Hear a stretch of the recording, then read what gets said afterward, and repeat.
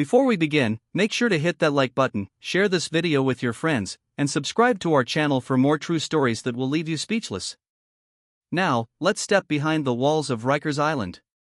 The sound of metal doors slamming echoed down the long hallway. It was after midnight, and the lights in the north wing of Rikers Island flickered like dying candles. A young correctional officer named Marcus Reed clutched his radio tightly as he walked past the rows of cells. His voice shook as he whispered, "Control, this is Unit 3. I think we have a situation here." No one answered. Only the faint sound of footsteps, many of them, grew louder behind him. Then, from the darkness, a tall inmate named Darnell Big D Moore appeared. His face was calm, but his eyes burned with quiet power. Behind him stood nearly 20 other inmates, their orange jumpsuits glowing dimly under the buzzing lights. Marcus froze. "Officer Reed," Darnell said softly, "you don't run this block anymore." "We do." Before Marcus could reach for his radio, one of the inmates snatched his keys. Another pulled down the hallway gate, locking the guards out and the inmates in with full control. That night, Rikers Island, one of the most dangerous jails in America, fell under inmate rule. But how did it come to this? Just weeks earlier, the prison had been boiling like a pressure cooker. Staff shortages, broken cameras, and overcrowded cells turned every day into a fight for survival. Guards were outnumbered. Inmates went days without seeing a supervisor. Rumors spread that certain cell blocks had unofficial bosses, inmates who gave orders, ran contraband trades, and decided who got protection and who didn't. Marcus Reed had only been at Rikers for 6 months. He joined hoping to make a difference, but the reality hit him fast. Every morning, he saw fights breaking out in the cafeteria, officers ignoring calls, and prisoners walking around like they owned the place. "It's their world," one senior guard had told him. "We just visit it." One afternoon, Marcus overheard 2 inmates whispering near the laundry room. "They're moving the stash tonight," one said. Darnell said nobody touches it until he gives the word. That name again, Darnell Moore. Everyone knew him. He wasn't the loudest inmate, but he was the most feared. Word was he used to run a gang in Brooklyn before landing in Rikers for armed robbery. Inside, he found a new kind of power, controlling food trades, phone time, and even guard cooperation. Marcus didn't want trouble, but curiosity got the better of him. That night, he lingered near Darnell's cell, pretending to check the locks. Inside, Darnell sat calmly at a metal table, playing cards with 3 others. When Marcus walked by, Darnell looked up and smiled. "Evening, Officer Reed," he said. "You doing your rounds or spying on me?" Marcus froze. "Just rounds," he replied quickly. "Good," Darnell said, leaning forward. "Keep doing your job, and we won't have any problems. Step in where you shouldn't, and you might find yourself locked in instead of locking us in. You feel me?" Marcus nodded, trying not to show fear. But that night, he couldn't sleep. The words replayed in his head like a warning. Within days, things began spiraling out of control. The phones in one wing stopped working, intentionally cut. Food deliveries went missing. Guards whispered about inside deals and payoffs. Then came the breaking point: an officer was found unconscious in the staff restroom. His keys and radio were gone. That's when Marcus realized something terrible: the inmates weren't just surviving Rikers anymore. They were running it. And on that stormy Friday night, when Darnell and his men sealed the gates and took over the block, Marcus stood face to face with the truth no one outside those walls would believe. Rikers Island was no longer controlled by guards. It belonged to the inmates. As the loudspeaker crackled to life, a deep voice echoed across the block, "From now on, we make the rules." Marcus's heart pounded as he backed against the wall, eyes wide in disbelief. But the worst was yet to come. The next morning, Rikers Island woke up in silence. Not the usual kind, the one filled with shouting, clanging doors, and guards yelling orders. This silence was heavier. It was the kind that made even the toughest inmates whisper. From his corner in the staff hallway, Marcus Reed watched as Darnell Big D Moore and his men moved with strange order. They weren't breaking things or causing chaos. Instead, they were organizing. The cell doors in Block C stayed closed unless Darnell allowed them to open. Food trays came in only after his crew inspected them. It was like he had turned the prison into his own kingdom overnight. Marcus finally managed to get his radio working. "Control, this is Officer Reed from Unit 3. We've got a full-blown lockdown by the inmates. Do you copy?" Static. No answer. When he tried again, a voice came through, but it wasn't from the control room. "Officer Reed," the voice said, smooth and deep, "you don't need to call for help. We're handling things ourselves." Marcus froze. It was Darnell. Somehow, the inmates had taken over the guard frequencies too. "How did you?" Marcus started, but Darnell interrupted. "Don't worry about that. You'll get your food. You'll stay safe. As long as you don't try to be a hero." The line went dead. Marcus knew then that the outside had no idea what was happening inside Rikers Island. The takeover started quietly, weeks before that night. It began with cigarettes and candy bars, small trades between guards and inmates. Some officers were underpaid, overworked, and desperate for peace. They'd let Darnell's men use phones longer, sneak in snacks, or look the other way when fights broke out.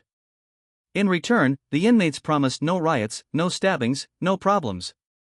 But every small favor built a chain, and soon, those guards couldn't say no anymore. "They're paying off half the unit," said Officer Torres, one of the few guards Marcus trusted.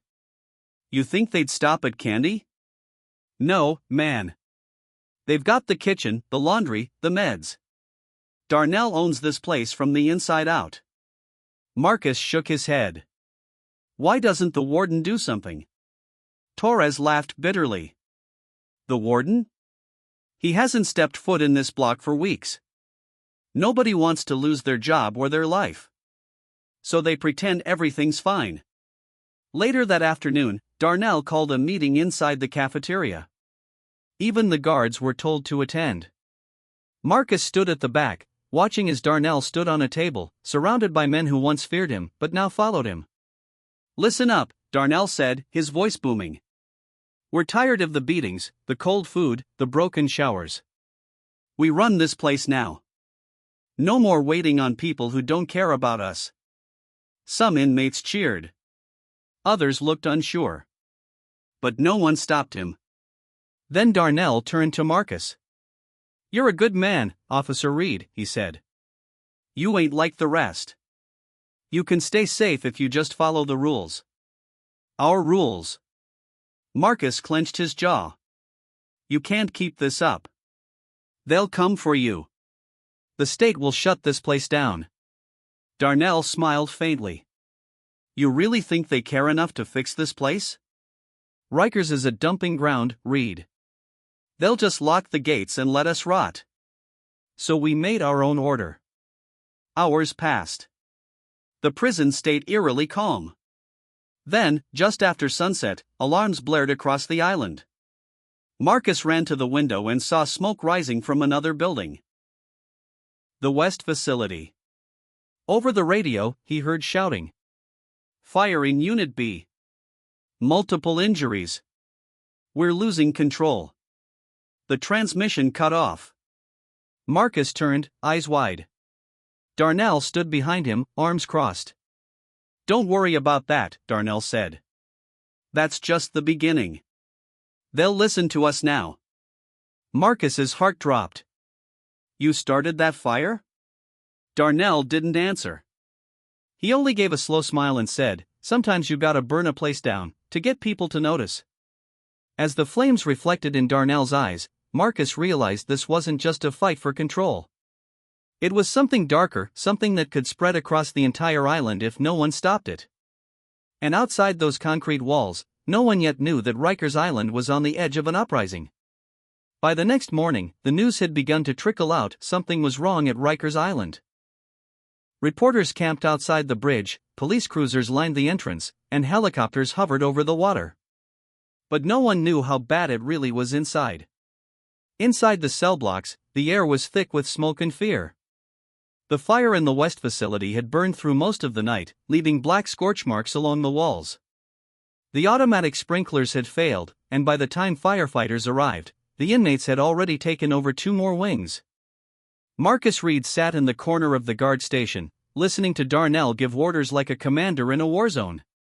"Make sure no one touches the kitchen," Darnell said. "That's our control point. And keep the new guys in line, nobody acts without my word." He turned to Marcus. "You look nervous, Officer Reed. Relax. We're keeping the peace better than your bosses ever did." Marcus stared at him, disbelief in his eyes. "You've got men locked in cells without water, Darnell. You've got others starving because they wouldn't follow your rules. That's not peace." Darnell smirked. "That's order. The kind you people never gave us." By noon, the few remaining guards who hadn't been captured had gathered in the administrative wing, barricading themselves behind steel doors. Marcus managed to slip away long enough to join them. Inside, Officer Torres was trying to raise someone on the emergency line. "They're not picking up," he said, slamming the phone down. "It's like the island's been cut off." Marcus rubbed his forehead. What if that's exactly what Darnell wanted? He started the fire to force attention, but now he's keeping everyone trapped. Torres looked at him, his voice low. "Then we're hostages, man. All of us." Before they could say more, a voice echoed from outside the door. "Officer Reed," Darnell called out calmly. "I know you're in there. Come talk to me. I'm giving you a chance to make things right." Torres shook his head. "Don't open that door, Marcus." But Marcus knew Darnell. He wasn't bluffing. If he didn't go out there, someone else would get hurt. He took a deep breath and opened the door. The hallway was dim and silent. Inmates stood guard like soldiers, armed with broom handles, broken pipes, and makeshift shields. Marcus walked slowly until he reached Darnell, who stood in front of the chapel entrance. "You shouldn't be out here," Marcus said quietly. Darnell smiled. "I could say the same about you." He stepped closer. "You see, Officer Reed, I've been thinking. They call this a jail, but really, it's a warehouse. People come in broken and leave worse. Nobody gets help, nobody gets better. So we decided to change that." Marcus frowned. "By taking hostages? By starting fires?" Darnell's expression hardened. "By making the world watch. You think anyone cares about what happens in here until it's on TV? They'll listen now. They'll finally see how bad it's gotten." Marcus shook his head. "You're not fixing anything. You're proving them right that Rikers can't be saved." For the first time, Darnell's confidence faltered. His voice dropped. "Maybe it can't. But at least they'll remember who was trapped here." Just then, a loud crash came from the far end of the corridor. One of Darnell's men ran up, panic in his voice. "Cops on the bridge. They're coming in heavy." Darnell turned sharply. "How long?" 10 minutes, maybe less." "SWAT's with them." The inmates began to shout, some running for weapons, others hiding in their cells. Marcus felt his heart pound. This was it, the outside world had finally noticed. Darnell's jaw tightened. So they finally care now that there's smoke in the sky. He turned to Marcus. "You better choose your side quick, Reed. When they come through those gates, nobody's walking out clean." Marcus stared at him, caught between fear and duty. Outside, the sound of helicopters grew louder, blades chopping through the air like thunder. And as the first flashbang exploded near the front gates, the war for Rikers Island had begun. The thunder of helicopter blades shook the prison walls as night fell over Rikers Island.